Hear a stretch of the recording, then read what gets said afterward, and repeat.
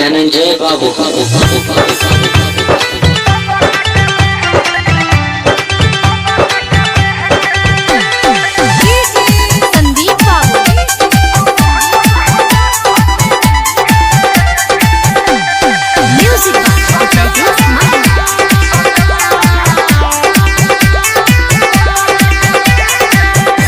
कबूतर हो जातनी देखे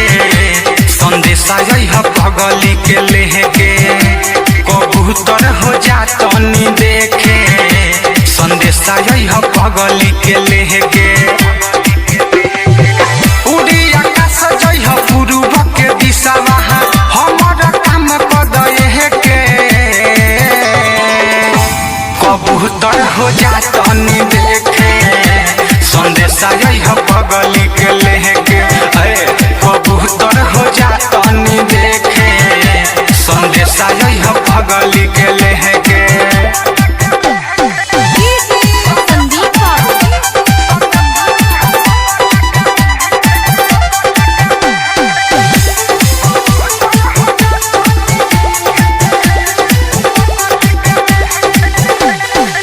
कितना दीना हो बात कहला भइल देखो ना हालत कैसन हो गइल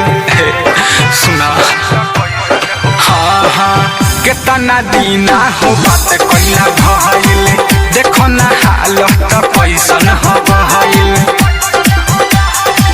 तोहरे पर विश्वास है बाज हमल जेके कही तो चहेते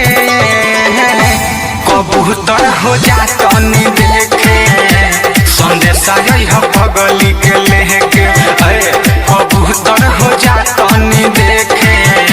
संदेशा यह पगली के लेके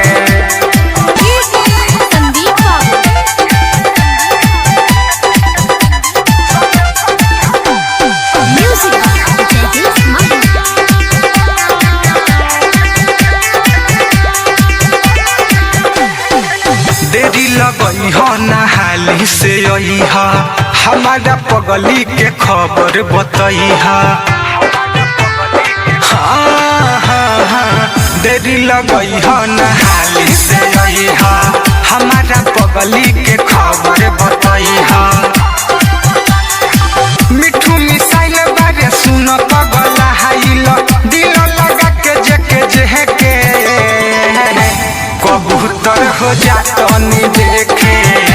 संदेशा यह पगली के लेके कबूतर हो जातनी देखे संदेशा यह पगली के लेके उड़ी आकाश जय पूर्व के दिशा हमारा काम कदे के कबूतर हो जातनी